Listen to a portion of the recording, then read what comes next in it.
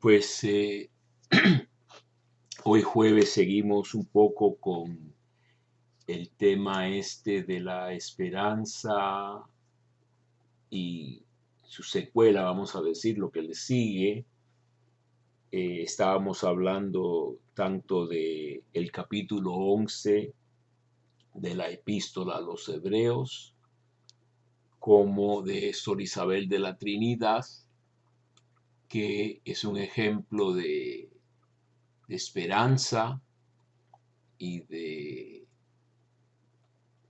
lidiar con el sufrimiento de la manera más sublime posible, ¿verdad? Porque pasa por una terrible enfermedad de cierto tiempo y ella, tomando al pie de la letra su nombre de Isabel como si significara casa de Dios, eh, cultiva toda una devoción a la Santísima Trinidad habitando en ella.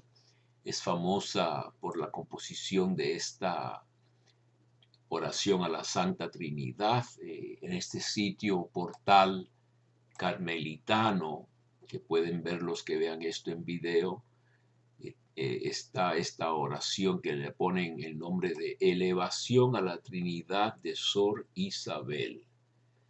Oh mis tres, mi todo, mi bienaventuranza, soledad infinita, inmensidad donde me pierdo. Yo me entrego a ti como una presa. Ella usa ese lenguaje. Sumergíos en mí para que yo me sumerja en vos, mientras espero ir a contemplar en vuestra luz el abismo de vuestras grandezas. Yo me he leído todas sus cartas y yo no creo que haya alguien que más hubiese anhelado, esperado y saboreado de antemano lo que es el cielo, que es Sor Isabel.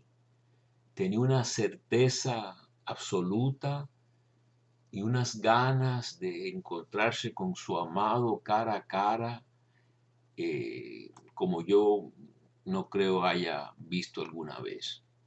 Y fíjense lo que dice aquí, que es lo que nos llevó es un poco a esto, hablando ayer de cómo se quemaba por dentro, por no comer y por los efectos de su enfermedad, del mal de Addison. Oh fuego abrasador, espíritu de amor. Obviamente el Espíritu Santo y el fuego están relacionados, ¿no? Desciende sobre mí para que en mi alma se realice como una encarnación del Verbo, que yo sea para Él una humanidad suplementaria. Esta es una expresión muy famosa de ella, no la recuerdo en francés. Ayer estaba leyendo esta palabra ravagée, devastada sería la traducción, ¿verdad? Que se sentía ella o decían de ella que estaba, ¿no? En la que renueve todo su misterio. Oh, y tú, oh Padre eterno, inclínate sobre esta pequeña criatura tuya, cúbrela con tu sombra, no veas en ella sino a tu Hijo predilecto, en quien has puesto todas tus complacencias. Entonces, fíjense que ella es un alma muy elevada y esta expresión del fuego devorador me recordó a nuestra querida epístola a los hebreos. Quería seguir comentando un poco lo que sigue al capítulo 11. Aquí en video ven la capilla de la cual les hablaba ayer yo en Dijon, con ese crucifijo muy moderno y muy así escueto, pero muy interesante. Aquí está la reliquia de ella, el brazo que llevaron. El Carmelo todavía le llaman Carmelo de Dijon, eh, aunque no está exactamente en la ciudad misma de Dijon. Y es lugar muy bonito, apartado, como es propio de los Carmelos. Aquí hay una muestra de, una foto no muy buena, pero se ven todas las cosas de ella, fotos y su crucifijo, está allí una estatua de la Virgen. Aquí ven el cuarto donde me pusieron a mí, me escribieron Emilio Chávez Antoine, que es el padre del desierto, el famoso padre del desierto para este retiro. Y a mí me gusta mucho esta también que dice silencio, ¿no? Exhortación al silencio al entrar al Carmelo. Pero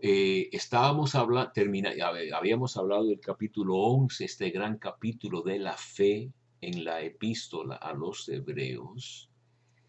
Y lo que sigue es muy interesante, el capítulo 12, porque a mí me hizo mucho bien en 2003 cuando me diagnosticaron un mal que me espantó un poco, después me puse mucho mejor, pero sintiendo que Dios me probaba, me recordé de estas palabras y se las quiero compartir a ustedes y después podemos seguir, si no hoy, terminaremos mañana con la famosa frase de Dios es un fuego devorador,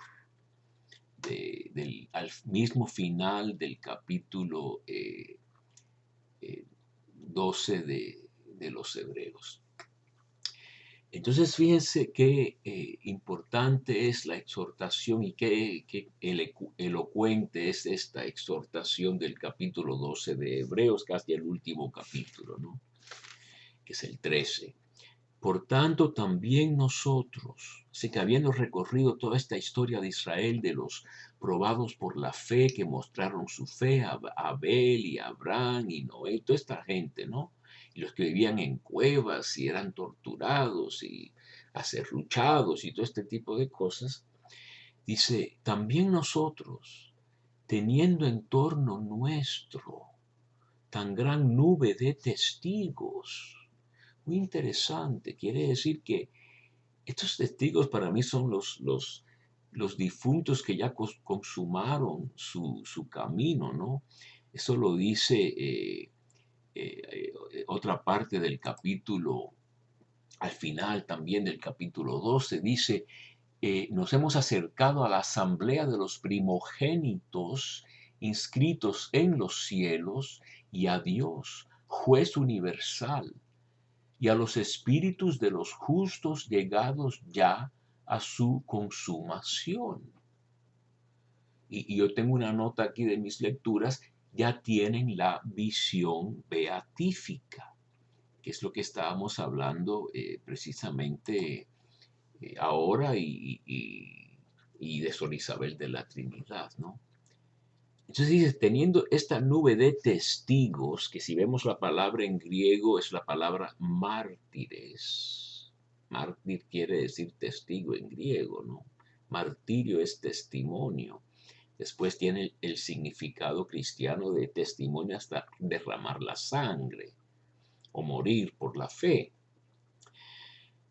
Pero es un testigo, ¿no? Sacudamos todo lastre y el pecado que nos asedia y corramos con fortaleza. La prueba o agón en griego quiere decir la lucha, ¿no? La lucha que se nos propone. Fijos los ojos en Jesús, el que inicia y consuma la fe, el cual en lugar del gozo que se le proponía, pudiera haber escogido quizá un camino más fácil de un Mesías, quizá gobernador o algo, ¿no? Soportó la cruz sin miedo a la ignominia y está sentada a la diestra del trono de Dios. Esto es un tema desde el principio de Hebreos, ¿no? Jesús hizo una gran labor. Hoy me toca lavar aquí, trabajar. Y después se pudo sentar a la derecha de Dios a reinar por fin de verdad. no nada más en un trono de rey humano, ¿verdad? Fijaos en aquel que soportó tal contradicción de parte de los pecadores que se lo pusieron, para que no desfallezcan faltos de ánimo. No habéis resistido todavía hasta llegar a la sangre en vuestra lucha contra el pecado. Aquí sí tenemos otro, como un resumen, ¿no? Una referencia a la sangre de estos mártires, vamos a decir, y después hablamos de la lucha que tradujeron prueba, quizás es otra palabra en el texto original que no estoy consultando ahora, pero de todos modos es la lucha, ¿no? Y la lucha es la prueba también. O nuestra respuesta a la prueba es luchar para vencerla. Habéis echado en olvido la exhortación que como a hijos se os dirige. Hijo mío, no menospreciéis la corrección del Señor, ni te desanimes al ser reprendido por Él. Pues a quien ama el Señor le corrige y azota a todos los hijos que acoge. Sufrís para corrección vuestra, como a hijos os trata Dios. ¿Y qué hijo hay a quien su padre no corrige? Mas si quedáis sin corrección, cosa que todos reciben, señal de que sois bastardos y no hijos. Además, teníamos a nuestros padres según la carne que nos corregían y les respetábamos. ¿No nos someteremos mejor al Padre de los Espíritus para vivir? Eso que ellos nos corregían según sus luces y para poco tiempo, mas Él, para provecho nuestro en orden a hacernos partícipes de su santidad. Cierto que ninguna corrección de momento es agradable, sino penosa, pero luego produce fruto apacible de justicia a los ejercitados en ella. Por tanto, levantad las manos caídas y las rodillas entumecidas, y enderezad para vuestros pies los caminos tortuosos, para que el cojo no se descoyunte, sino que más bien se cure. Entonces, fíjense que es una exhortación a reconocer la mano de Dios, lo que yo tantas veces he llamado la pedagogía divina, que alterna el consuelo y el sentir el cariño de Dios con una disciplina de padre a veces dura y fuerte, como la que estamos en global sufriendo ahora con esta pandemia. Es para corrección nuestra. El mal es enorme, peor que el virus. El virus es algo que si estuviéramos bien pudiéramos contener. En algunos países se ha podido contener muy bien, parece ser, en el sur de Corea y otros países, con disciplina y con obediencia y con prudencia y con inteligencia y con muchas otras cosas, y con buen liderazgo y sin politizar las cosas por odios, rencores, avaricias y codicias. Y entonces esta grandísima prueba que nos pone Dios requiere una respuesta nuestra entera. Y para mí significa una conversión enorme que se puede hacer, pero es muy difícil. Los judíos en el exilio de Babilonia tenían grandes líderes como Ezequiel al principio del exilio, que no tenía pelos en la lengua. Y a él venían, era un hombre claramente dotado, un sacerdote y además profeta, claramente dotado, y los ancianos del pueblo exiliado, que eran las clases altas, ¿no? Venían a él a consultarle en su casa, se puede leer en el libro de Ezequiel. Hoy en día, casi muy poca gente con esas cualidades y menos gentes que las reconozcan y vayan a consultarlo. El Papa yo creo que es una persona muy sabia, no puede ser experto en todos los campos, pero la mayoría ya ni sabe a quién creer y eso es un mal que los malos líderes nos han causado y que nosotros mismos no hemos tratado de evitar más vehementemente. Con eso tengo que parar.